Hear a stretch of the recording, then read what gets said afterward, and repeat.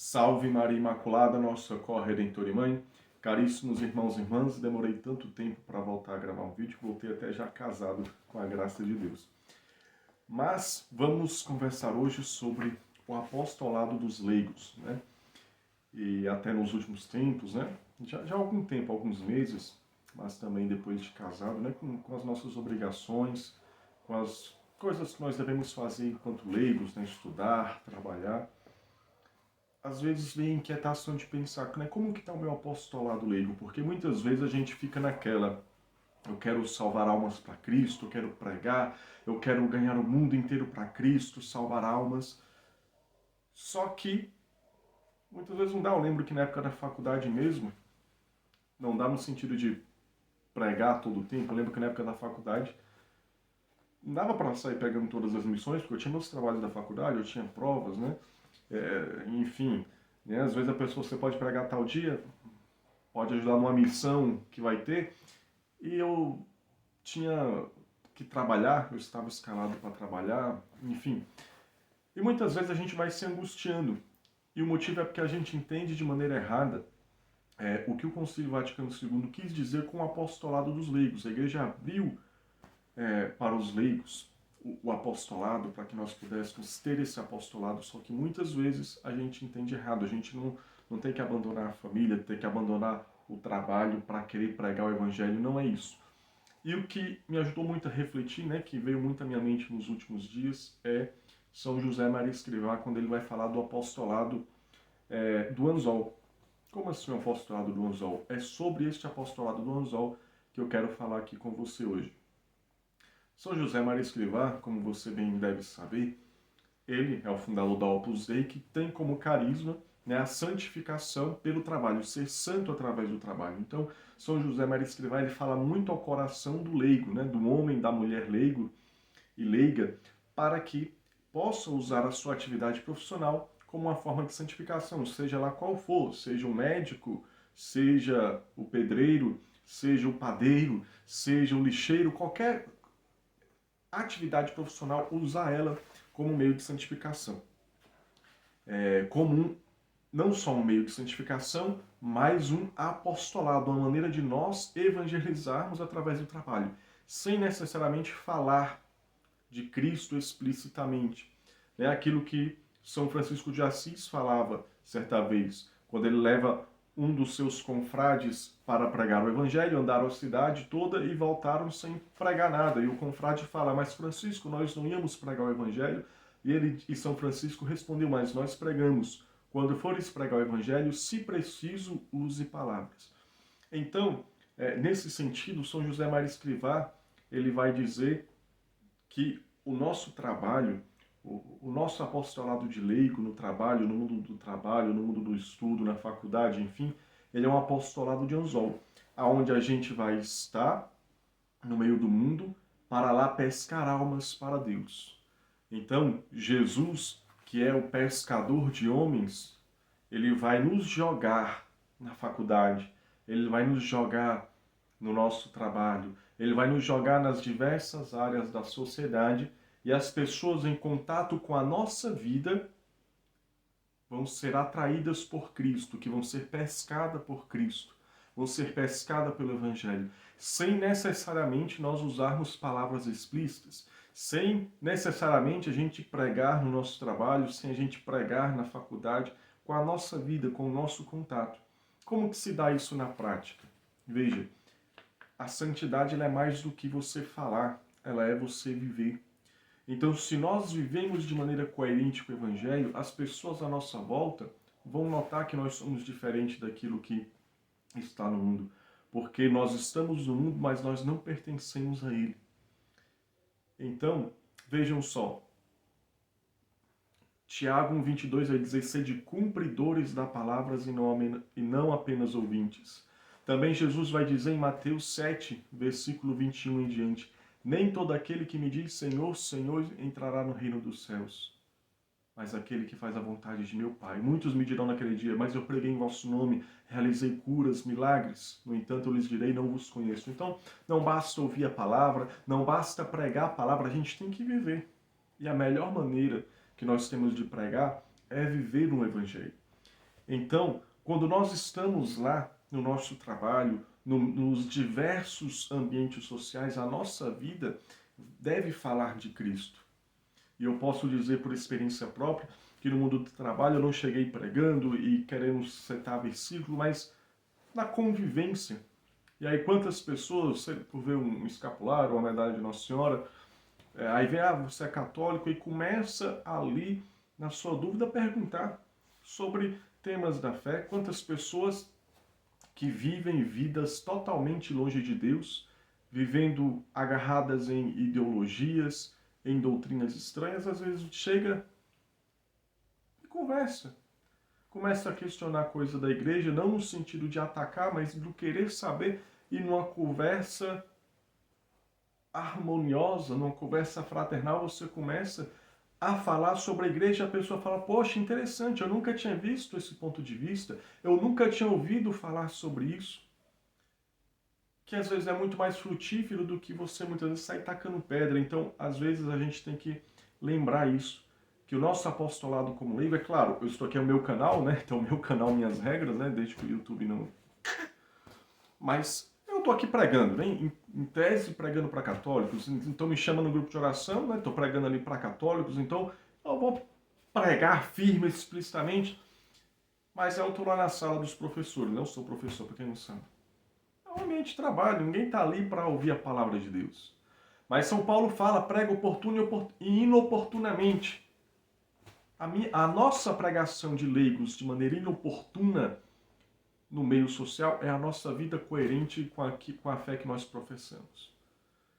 Então, você pregar inoportunamente é você ir para a missa todos os domingos, é você rezar o texto todos os dias, é você buscar viver a palavra de Deus. Você fazendo isso, você já vai estar sendo inoportuno no mundo que não quer viver os valores cristãos.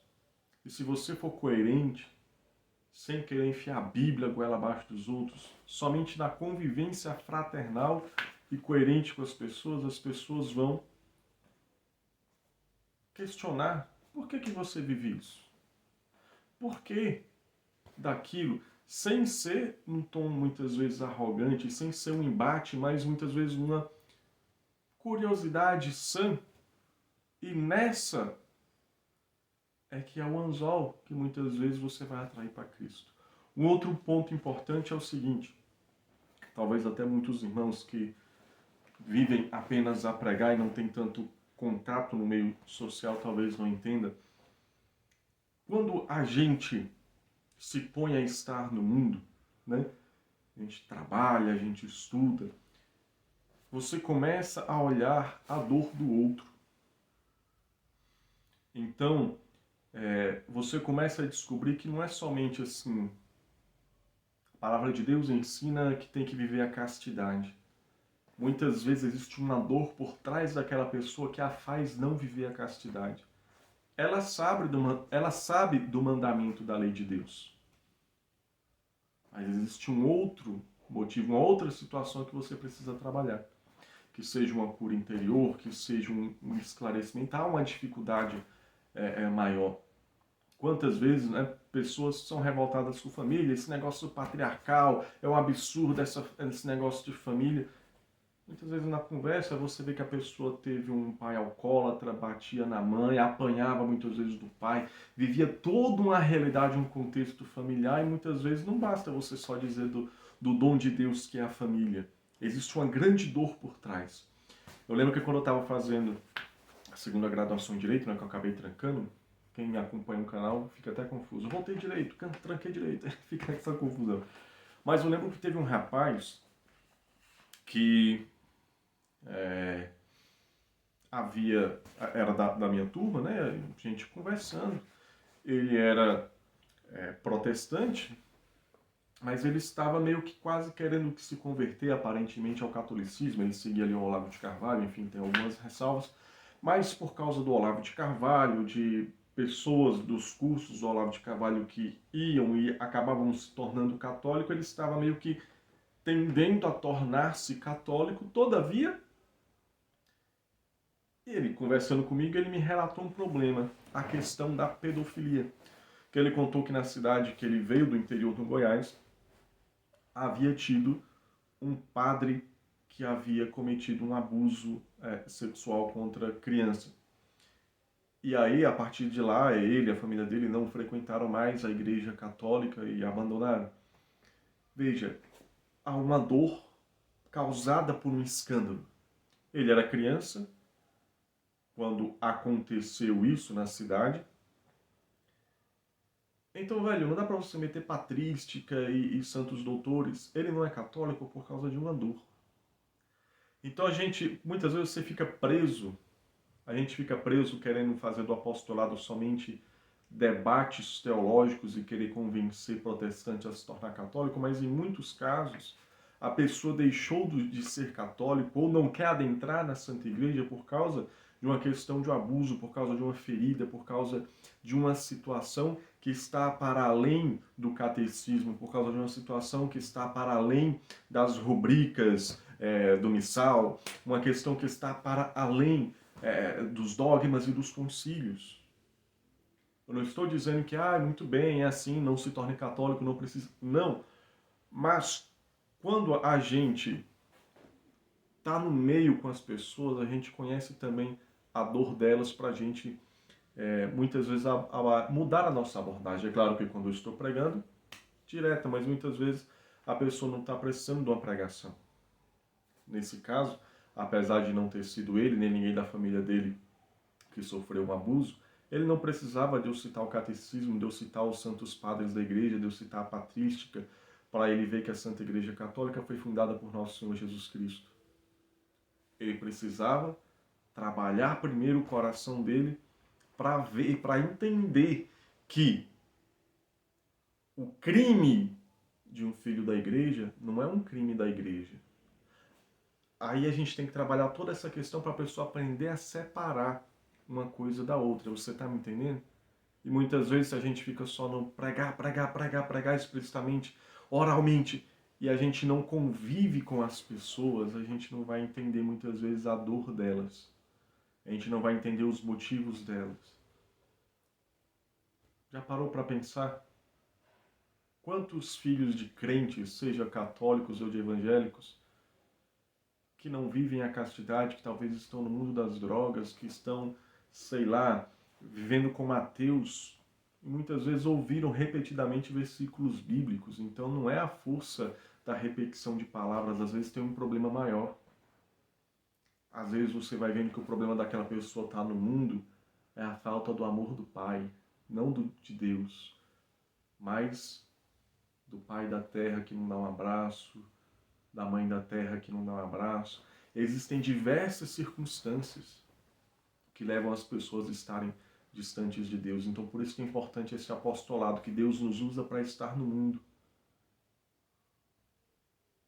Claro que a gente não pertence ao mundo, mas estando no mundo, a gente atrai as pessoas para Cristo e também existe essa segunda manifestação, digamos assim, que é você entender a dor do outro. Entender o ponto de vista daqueles que estão longe da igreja, do porquê que eles pensam assim. E sabendo, entendendo o ponto de vista deles, a gente, pela sabedoria do Espírito Santo, saber alcançar essas almas. Não pela força das palavras, mas pela unção do Espírito Santo. Esse foi o vídeo, espero que te ajude. E uma outra coisa, né, que já é lembrando que o apostolado leigo também nos ajuda, que é o seguinte: às vezes a gente pensa, nossa, meu trabalho está tão monótono e eu esse ano passei, ainda estou passando, não, uma turma bem complicada assim, e a gente pensa, poxa, que trabalho infrutífero, né? E o apostolado leigo que me ajudou foi nessa situação, porque às vezes a gente pode pensar, o meu trabalho monótono, cansativo, etc, etc.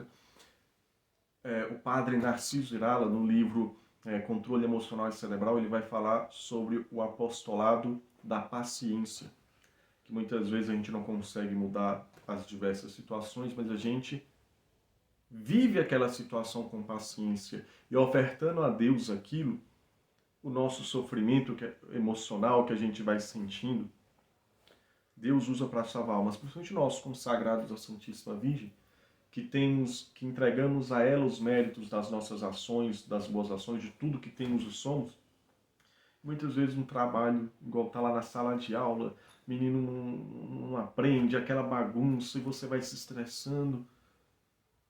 E parece que tudo é infrutífero. Mas no mundo espiritual, Nossa Senhora está recolhendo aquela nossa paciência e usando para salvar almas.